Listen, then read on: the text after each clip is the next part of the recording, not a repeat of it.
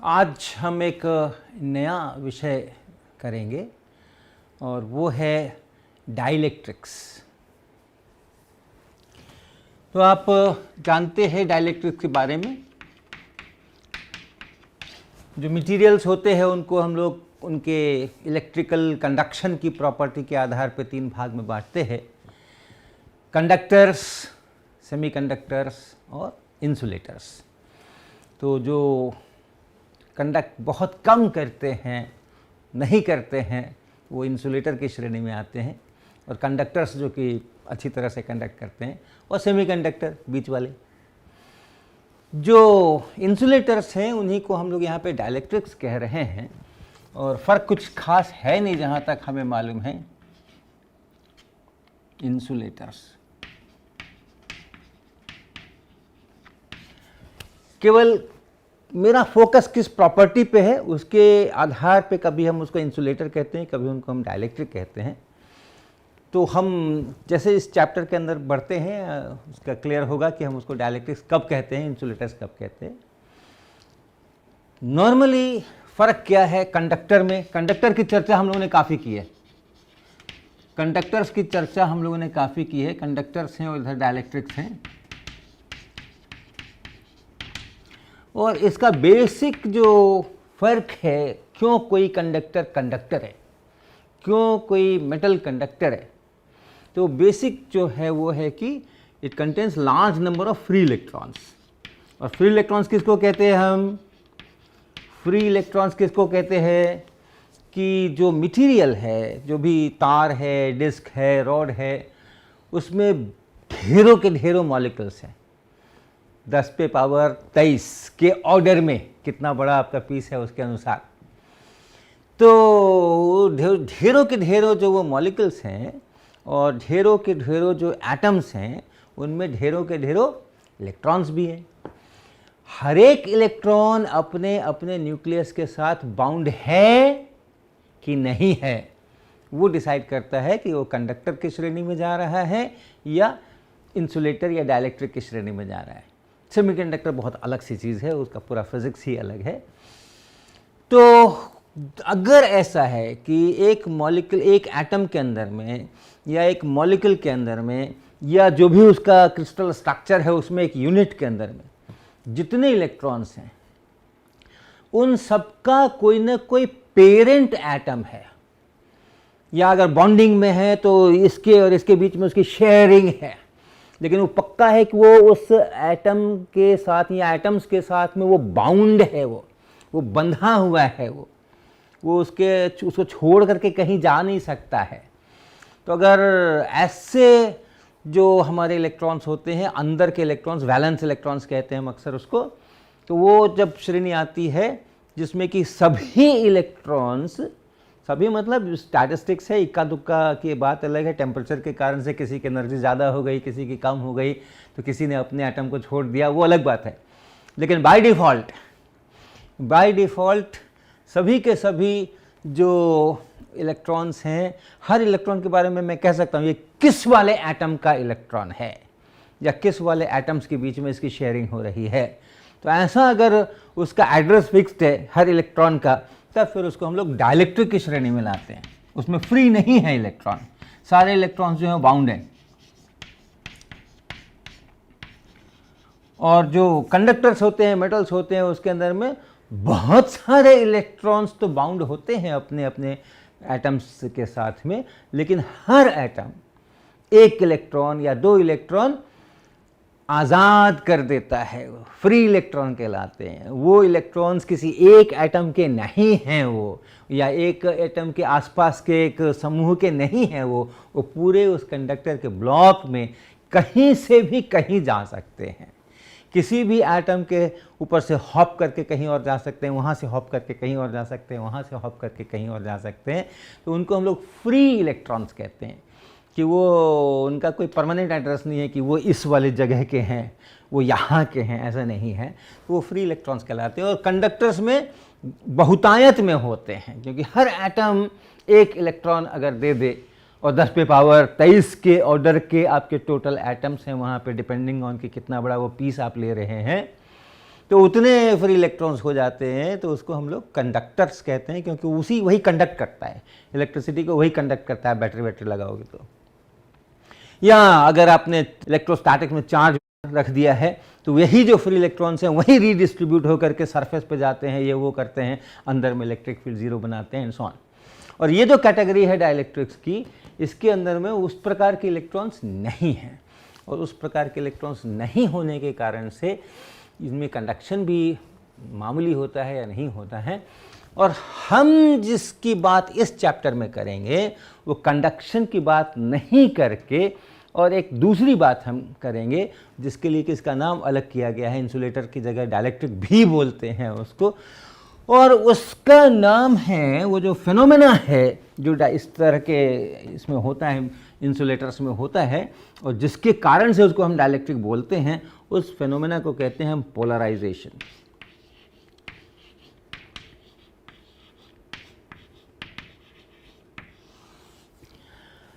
अगर आपको याद हो तो ऑप्टिक्स के अंदर में आपने पोलराइजेशन पढ़ा होगा। जो लाइट होती है उसमें इलेक्ट्रिक फील्ड की दिशा अगर एक लाइन के अलॉन्ग फिक्स्ड है तो उसको हम लोग पोलराइज्ड लाइट कहते हैं। रैंडमली अगर वो घूम फिर सकता है, वो इलेक्ट्रिक फील्ड की दिशा बदल सकती है, तो उसको हम लोग अनपोलराइज्ड करते हैं। उस पोलराइजेशन से अभी जो मैं पोलराइजेशन लिख रहा हूँ उसका कोई रिश्ता नाता नहीं है, ध्यान रखिएगा, ये बिल्कुल अलग चीज़ है। क्या? अब देखिए, जो हमारे एटम्स हैं या मॉलिक्यूल्स हैं जिनसे वो मटेरियल बना है, तो उनमें एक इलेक्ट्रिक चार्ज न्यूट्रल होते हैं। साधारणतः सभी एटम्स जो अपने आप में, हर एटम इलेक्ट्रिकली न्यूट्रल होता है, हर मॉलिक्यूल अपने आप में इलेक्ट्रिकली न्यूट्रल होता है। या अगर आप क्रिस्टल स्ट्रक्चर में एक यूनिट लेते हैं, छोटा यूनिट लेते हैं, तो नॉर्मली वो अपने आप में न्यूट्रल होता है। तो इसलिए टोटल चार्ज जो है वो ज़ीरो है। लेकिन कई बार ये जो टोटल चार्ज ज़ीरो है वो प्लस चार्ज और माइनस चार्ज, कि न्यूक्लियस पे पॉजिटिव चार्ज होता है और इलेक्ट्रॉन्स पे नेगेटिव चार्ज होता है, और मिलकर के ज़ीरो होते हैं। तो ये दोनों जो हैं वो इस तरह से अरेंज्ड होते हैं कि टोटल चार्ज ज़ीरो होने के बाद भी एक उनका डाइपोल मोमेंट होता है। आप जानते हैं अगर माइनस क्यू प्लस क्यू दो चार्जेस हैं तो टोटल चार्ज तो ज़ीरो है, लेकिन अगर वो सेपरेटेड हैं तो उनका डाइपोल मोमेंट है Q इंटू डी, और वेक्टर है नेगेटिव से पॉजिटिव की तरफ हमारे कन्वेंशन में, तो उनका एक डाइपोल मोमेंट होता है। तो ये जो हमारे एटम्स हैं या मॉलिक्यूल्स हैं या जो भी यूनिट है, न्यूट्रल तो है लेकिन उसमें डाइपोल मोमेंट हो सकता है। जैसे पानी का मॉलिक्यूल है, आप जानते हैं पानी का मॉलिक्यूल, उसमें ऑक्सीजन है, हाइड्रोजन है, हाइड्रोजन है, ऐसा करके चित्र बनाते हैं हम लोग। तो 8 प्रोटॉन्स यहाँ हैं, एक प्रोटॉन यहाँ है, एक प्रोटॉन यहाँ है, उसकी तो जगह फिक्स्ड है। ये 8 प्रोटॉन्स का न्यूक्लियस यहाँ है, एक प्रोटॉन का न्यूक्लियस यहाँ है, एक प्रोटॉन का न्यूक्लियस यहाँ है, न्यूट्रॉन अपनी जगह पर 8 के साथ में है। तो ये तो पॉजिटिव चार्जेस तो फिक्स्ड हैं, लेकिन जो नेगेटिव चार्जेस हैं, 10 इलेक्ट्रॉन्स हैं, वो 8 इलेक्ट्रॉन अब यहाँ सिमेट्रिकली डिस्ट्रीब्यूटेड नहीं है। ये एक इलेक्ट्रॉन यहाँ सिमेट्रिकली डिस्ट्रीब्यूटेड नहीं है, ये एक इलेक्ट्रॉन यहाँ सिमेट्रिकली डिस्ट्रीब्यूटेड नहीं है।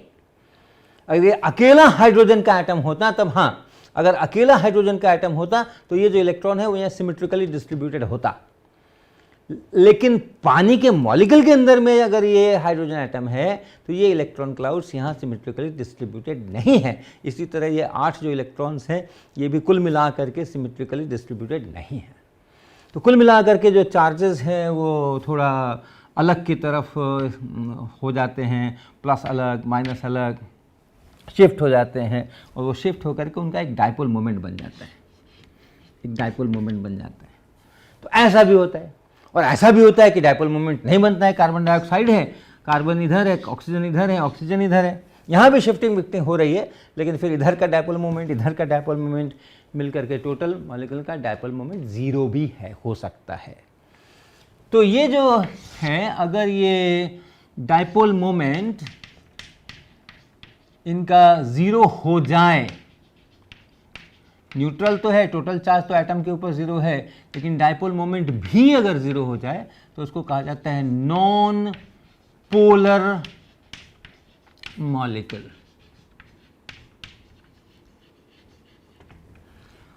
और ऐसा सब्सटेंस जो बनता है इस तरह के एटम्स के द्वारा, इस तरह के मॉलिक्यूल्स के द्वारा, उसको फिर नॉन पोलर डाइलेक्ट्रिक कहेंगे हम, नॉन पोलर डाइलेक्ट्रिक। और अगर वो पानी वैरायटी का है जिसमें कि एक परमानेंट डायपोल मोमेंट, हर एक एटम के पास में एक डायपोल मोमेंट है, तो उसको हम लोग कहते हैं polar molecule, dipole moment not equal to 0। और इस तरह का जो, तो इसको कहते हैं पोलर मॉलिक्यूल। मैं मॉलिक्यूल जनरल वर्ड कह रहा हूँ, एटम भी हो सकता है, मॉलिक्यूल भी हो सकता है, या कोई एक यूनिट भी हो सकता है क्रिस्टल का। तो ये पोलर मॉलिक्यूल और इस तरह का जो मटेरियल है वो पोलर डाइलेक्ट्रिक कहलाता है।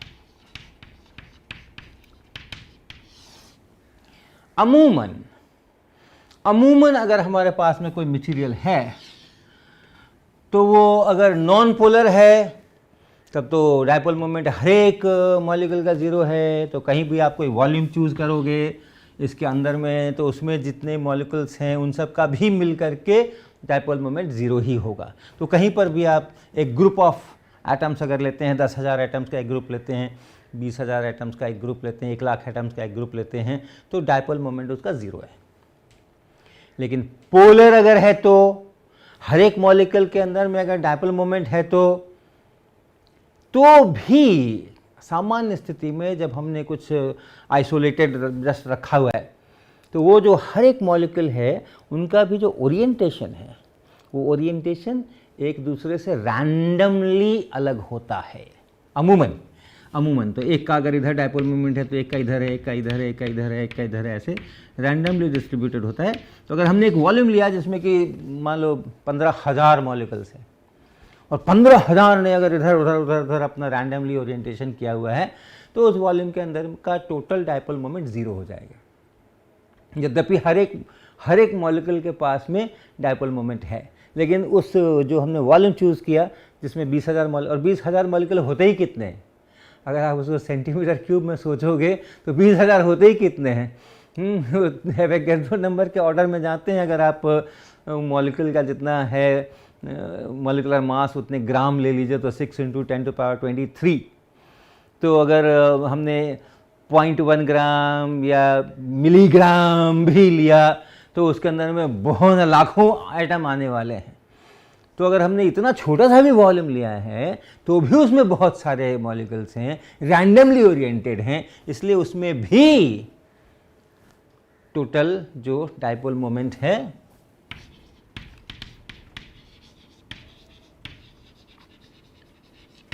इन ईच वॉल्यूम एलिमेंट, छोटा छोटा भी वॉल्यूम एलिमेंट लें तो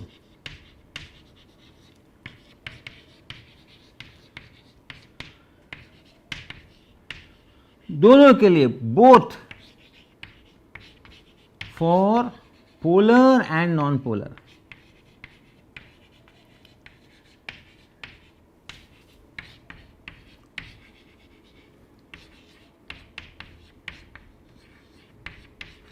हाँ, आप ऐसा वॉल्यूम लेने की कोशिश कीजिएगा जिसमें कि हमारा जस्ट एक एटम इनक्लोज हो रहा है, उतना ही छोटा सा वॉल्यूम लेंगे तो हम ये पूरी इलेक्ट्रोस्टैटिक्स उसके लिए नहीं कर रहे हैं। शुरू में मैंने बताया था कि ये पूरा जो कोर्स है वो एंगस्ट्रॉम लेवल के ऊपर नहीं है, ये नैनोमीटर के लेवल पर नहीं है, माइक्रोमीटर के लेवल पर है, उसके ऊपर के लेवल पर है। तो एटम बाय एटम आप वॉल्यूम नहीं चूज़ करोगे, उतना छोटे छोटे वॉल्यूम्स नहीं चूज़ करोगे, फिर ये तो जो रूल्स हैं ये रूल्स वहाँ फॉलो नहीं होते। तो ये तो डायपोल मोमेंट हर वॉल्यूम के अंदर में 0 है, कितना भी आप छोटा लीजिए उसमें ये 0 आएगा अमूमन। लेकिन अगर हम एक इलेक्ट्रिक फील्ड लगा दें, एक इलेक्ट्रिक फील्ड में इसको रख दें, तब क्या होगा? अगर हमारा जो मटेरियल है वो मटेरियल है और उसको हमने एक इलेक्ट्रिक फील्ड में रख दिया,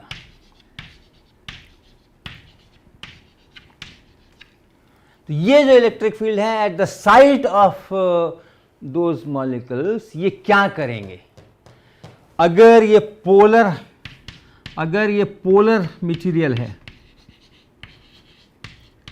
तो हर एक मॉलिक्यूल का एक डायपोल मोमेंट है और आपने वहाँ एक इलेक्ट्रिक फील्ड बना रखा है, तो इतना टॉर्क लगेगा। अगर डायपोल मोमेंट है, एक डायपोल है -q + q का डायपोल है, और आप इलेक्ट्रिक फील्ड में इसको रख दीजिए, ऐसा इलेक्ट्रिक फील्ड में रख दीजिए, तो ये इस पर इधर को फोर्स लगाएगा और ये इलेक्ट्रिक फील्ड इस पर इधर को फोर्स लगाएगा और वो टॉर्क बनाएगा और इसको टर्न करके फील्ड के पैरेलल इसको कर देगा। तो अगर ये पोलर मटेरियल है, अगर हर एक मॉलिक्यूल में ये डायपोल मोमेंट है, तो फिर इलेक्ट्रिक फील्ड में रखने पे टॉर्क लगेगा और ये टॉर्क लग करके ये जो इसका डायरेक्शन है, ये डायरेक्शन इलेक्ट्रिक फील्ड की तरफ घूमेगा। लेकिन ये ऐसा फ्री नहीं है कि घूम जाएगा, इलेक्ट्रिक फील्ड इसको घुमाने की कोशिश करेगा, लेकिन बाकी का जो मटेरियल है, उसके जो एटम्स है जो उनको बांध करके रखे हुए हैं, वो हो सकता है कि उसको घूमने नहीं भी दें। तो अब जितना आप स्ट्रॉन्ग इलेक्ट्रिक फील्ड लगाओगे उतना वो ज़्यादा घूमेगा। इलेक्ट्रिक फील्ड की डायरेक्शन पूरा आ जाए, इसके लिए आपको शायद बहुत स्ट्रॉन्ग फील्ड लगाना पड़े। थोड़ा सा फील्ड लगाएंगे तो थोड़ा सा उसका डायरेक्शन उस तरफ को, इलेक्ट्रिक फील्ड की तरफ को थोड़ा शिफ्ट होगा। तो जो रैंडम ओरिएंटेशन है उसकी रैंडमनेस में कमी आएगी। अब थोड़ा सा एक प्रेफरेंस मिलेगा इलेक्ट्रिक फील्ड की डायरेक्शन को कि ये मॉलिक्यूल्स के जो डायपोल मोमेंट है उधर की तरफ जाएंगे। कुल मिलाकर के अगर हम फिर से इस डिटो के अंदर में देखें और हर एक डायपोल मोमेंट को थोड़ा भी उसने अगर ओरिएंट किया है, जो पहले इधर था, मान लो ये इलेक्ट्रिक फील्ड का डायरेक्शन है, तो ये अगर P इधर था तो थोड़ा इधर हो गया, P इधर था तो थोड़ा इधर आ गया, ऐसे आ गया, ऐसे आ गया, इधर था तो थोड़ा सा घुमा, तो कुल मिलाकर के यहाँ पे एक रिजल्टेंट डायपोल मोमेंट बनेगा। इलेक्ट्रिक फील्ड में अगर मैं इस डाइलेक्ट्रिक मटेरियल को रख दूँ तो यहाँ पे हर छोटे वॉल्यूम के अंदर में एक डायपोल मोमेंट बनेगा। और अगर नॉन पोलर हो तो ये टॉर्क नहीं लगने वाला है। अगर नॉन पोलर है तो उसके पास तो ये P है ही नहीं। नॉन पोलर मटेरियल अगर है तब फिर क्या होगा कि नॉन पोलर में इलेक्ट्रॉन्स तो है वहाँ पे, पॉजिटिव चार्ज न्यूक्लियाई के ऊपर है वहाँ पे, लेकिन पॉजिटिव चार्जेस का जो सेंटर है, नेगेटिव चार्जेस का जो सेंटर है, वो एक ही जगह पड़ने के कारण से डायपोल मोमेंट नहीं बन रहा है। अगर मेरे पास में पॉजिटिव चार्ज है, मान लो इफेक्टिवली जितना पॉजिटिव चार्ज है उसको हम एक +q से रिप्रेजेंट कर सकते हैं, सेंटर यहाँ पर है उसका, इफेक्टिवली उन सबको हम कह सकते हैं कि वो यहाँ है, इस बिंदु पर है। एक मान लो सिंपल केस के अंदर में एक सिंगल क्लाउड है, ये सिंगल क्लाउड है, तो ये सारा यहाँ पर न्यूक्लियस है, ये न्यूक्लियस है, तो न्यूक्लियस में जितने पॉजिटिव चार्जेस हैं उनको आप यहाँ सोच लो, और ये जो सारा इलेक्ट्रॉन क्लाउड है उसको आप -q को भी यहीं पर सोच लो, तो डायपोल मोमेंट उसमें नहीं है, नॉन पोलर है ये। लेकिन है, क्लाउड्स तो हैं, क्लाउड अलग है, पॉजिटिव चार्ज अलग है, नेगेटिव चार्ज अलग है, वो एक ही जगह पे पड़ रहे हैं, ओवरलैप ऐसा हो रहा है, नेगेटिव का सेंटर पॉजिटिव का सेंटर एक ही जगह पड़ रहा है, अलग बात है। लेकिन ये इलेक्ट्रॉन क्लाउड्स भी हैं यहाँ पे, नेगेटिव चार्ज, और न्यूक्लियस के कारण से पॉजिटिव चार्जेस भी हैं, उनको भी हम एक +q से रिप्रेजेंट कर रहे हैं, और जितना माइनस है उनको -q से रिप्रेजेंट कर रहे हैं, और दोनों एक ही जगह फॉल कर जा रहे हैं, तो नॉन पोलर हो गया। इलेक्ट्रिक फील्ड लगाया हमने, क्या हुआ, इलेक्ट्रॉन्स क्लाउड्स जो हैं वो इलेक्ट्रिक फील्ड के प्रभाव में उसके विपरीत दिशा में जाने की कोशिश करेंगे, फोर्स लगेगा उनके ऊपर। पॉजिटिव चार्जेस पर भी फोर्स लगेगा, पॉजिटिव चार्जेस साधारणतः हेवी होते हैं तो उनका थोड़ा कम डिस्प्लेसमेंट, काफ़ी कम डिस्प्लेसमेंट होगा, लेकिन जो नेगेटिव चार्जेस है वो तो उसको रिस्पॉन्ड करेंगे। तो अगर ऐसा इलेक्ट्रिक फील्ड हो, ऐसा अगर इलेक्ट्रिक फील्ड हो तो ये नेगेटिव क्लाउड जो है नीचे शिफ्ट हो जाएगा, और नीचे शिफ्ट होने के कारण से ये -q जो यहाँ पहले था वो अब थोड़ा नीचे आ गया, ये +q अगर यहाँ पर है तो -q यहाँ आ गया, और यहाँ आने से उस मॉलिक्यूल में जो पहले डायपोल मोमेंट नहीं था अब डायपोल मोमेंट बन गया। और जितना ज़्यादा स्ट्रॉन्ग इलेक्ट्रिक फील्ड हम लगाएंगे उतना ये ज़्यादा नीचे पुल होगा। अभी भी ये बाउंड है, ये इलेक्ट्रॉन्स इनको छोड़ करके नहीं जा रहा है, अभी भी ये बाउंड है, लेकिन शिफ्ट हो रहा है। तो जितना ज़्यादा शिफ्ट होगा उतना ज़्यादा डाइपोल मोमेंट यहाँ पे क्रिएट होगा। और इसलिए आपने अगर जो वॉल्यूम लिया है इसके अंदर में बहुत सारे नॉन पोलर मॉलिक्यूल्स हैं, तो फिर हर नॉन पोलर मॉलिक्यूल अब पोलर जैसा बिहेव कर रहा है, उसमें डाइपोल मोमेंट आ रहा है इलेक्ट्रॉन क्लाउड के शिफ्ट होने के कारण से।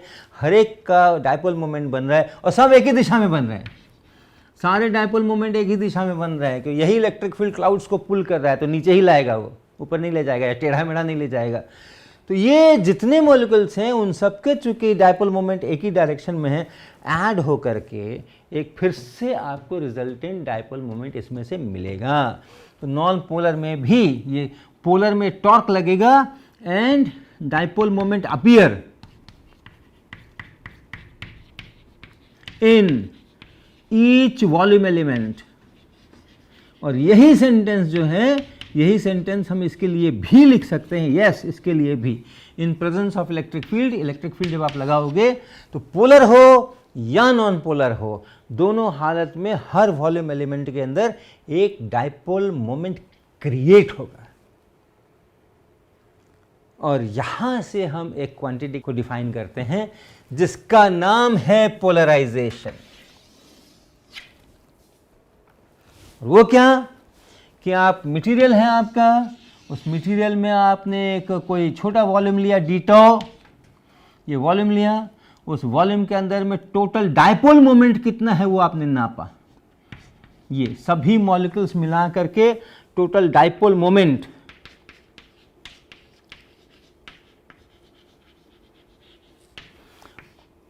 Of all the molecules. जब मॉलिक्यूल्स कहते हैं तो आप याद रखिएगा, इट कैन बी एटम्स और it can be a unit in crystal. Dipole moment of all the molecules in a volume element, इसको हम कहेंगे dp वेक्टर, छोटा p वेक्टर, छोटा p। अब देखिएगा, ध्यान रखिएगा, क्योंकि हम बड़ा p भी इस्तेमाल करने वाले हैं। छोटा p वेक्टर हम डाइपोल मोमेंट के लिए इस्तेमाल करने वाले हैं और बड़ा p अभी हम तुरंत डिफाइन करने वाले हैं।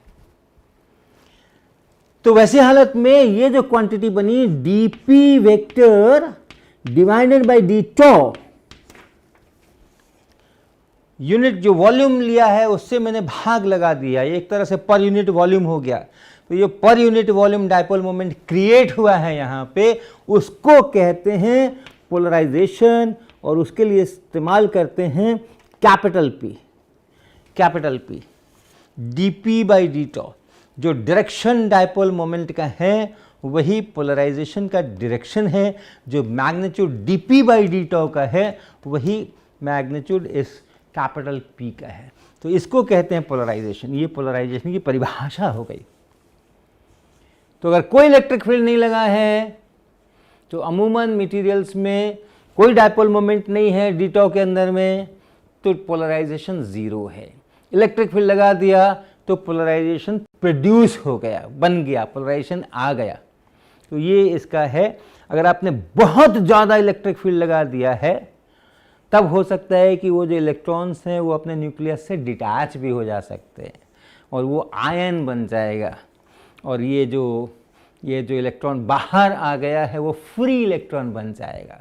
तब वो कंडक्टर की तरह, थोड़ा थोड़ा कंडक्टर की तरह, कितने निकल गए, कितने एटम्स टूट गए, कितने एटम्स में से इलेक्ट्रॉन बाहर निकल गए। और अगर इलेक्ट्रिक फील्ड काफ़ी ज़्यादा है तो बहुतायत में निकालेगा, एक में निकालेगा तो दूसरे में भी निकालना उसका लाजिमी है, लगभग उतनी संभावना उसमें भी होगी, एक जैसा अगर यूनिफॉर्म मटेरियल है। तो फिर वो जो डाइलेक्ट्रिक है वो एक कंडक्टर की तरह बिहेव करने लग जाएगा। अब वो इंसुलेटिंग प्रॉपर्टी उसकी खत्म हो गई है। इसको कहते हैं डाइलेक्ट्रिक ब्रेकडाउन। वेरी स्ट्रॉन्ग ई फील्ड, तो उससे बनता है डाइलेक्ट्रिक ब्रेकडाउन।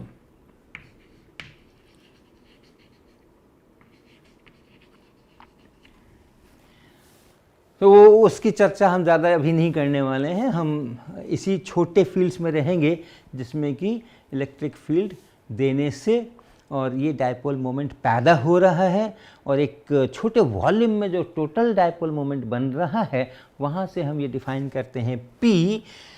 और अगर हमने उतना ही बड़ा वॉल्यूम यहाँ लिया तो कोई ज़रूरी नहीं है कि जितना यहाँ पे डायपोल मोमेंट बना है उतना ही यहाँ भी डायपोल मोमेंट बने, ज़रूरी नहीं है, होगा अक्सर लेकिन ऐसा ज़रूरी नहीं है। ऐसे भी मटेरियल हो सकते हैं जिसमें कि अलग अलग जगह पे अलग, या इलेक्ट्रिक फील्ड नॉन यूनिफॉर्म है। मान लीजिए ये एक मटेरियल है, ये एक कोई प्लास्टिक का और ये कोई पीस है और एक छड़ को रगड़ करके हम यहाँ पे ले आए और उसके कारण से यहाँ पे फील्ड है, तो यहाँ फील्ड अलग है, यहाँ फील्ड अलग है, यहाँ फील्ड अलग है, और फील्ड अलग है तो जो डायपोल मोमेंट आ रहा है वो भी अलग है। तो यानी ये जो पोलराइजेशन है it can be different at different places and therefore this is a function of position, ऐसे लिखेंगे हम, it's a function of position. तो ये एक फील्ड है, ये वेक्टर फील्ड है। ये वेक्टर फील्ड शब्द आपको याद होगा। अगर कोई ऐसी क्वांटिटी है, वेक्टर क्वांटिटी है जो कि स्पेस पॉइंट, अलग अलग स्पेस पॉइंट पर अलग अलग उनके वैल्यूज़ होते हैं, तो उनको हम लोग वेक्टर फील्ड कहते हैं। तो ये जो पोलराइजेशन है ये भी वेक्टर फील्ड है। तो ये इतनी इनिशियल बातें हम अपने डाइलेक्ट्रिक्स के बारे में करेंगे। हाँ, तो जब हम उस मटेरियल में कितना इलेक्ट्रिक फील्ड लगाने से कितना पोलराइजेशन पैदा हो रहा है इसकी बात करते हैं, तब हम उसको, उसकी डाइलेक्ट्रिक प्रॉपर्टी को देख रहे हैं और उसको हम डाइलेक्ट्रिक कह के पुकारते हैं। और उसी मटेरियल में कितना इलेक्ट्रिक फील्ड लगाने से कितने फ्री इलेक्ट्रॉन्स हैं और वो कितना चल पड़े और कितना करंट हो गया, उस प्रॉपर्टी को अगर हम देखते हैं तो वो कंडक्शन बहुत पुअर है तो उसको हम लोग कहते हैं कि ये इंसुलेटर है। तो डिपेंडिंग ऑन कि मेरी नज़र कहाँ है, मेरी नज़र उसमें उपस्थित फ्री इलेक्ट्रॉन्स पे है, कुछ ना कुछ तो फ्री इलेक्ट्रॉन्स बनते ही बनते हैं थर्मल वेरिएशंस के कारण से, उसके कारण कुछ कंडक्शन होता है, उसको अगर मैं देख रहा हूँ तो उस समय उसको मैं इंसुलेटर बोलूँगा। और अगर ये जो पोलराइजेशन हो रहा है, ये जो डायपोल मोमेंट्स आ रहे हैं उनको मैं देख रहा हूँ, तब मैं उनको उस समय डाइलेक्ट्रिक बोलूँगा। तो ये इन दोनों शब्दों का फेर है और ऐसे करके हम लोग इसको डिफाइन करते हैं। और ये मोटा मोटा उसका मैकेनिज़्म है, वो डायपोल मोमेंट पैदा होने का, पोलराइजेशन पैदा होने का ये मोटा मोटा मैकेनिज़्म है। तो इतनी बात हम लोग ध्यान में रखेंगे।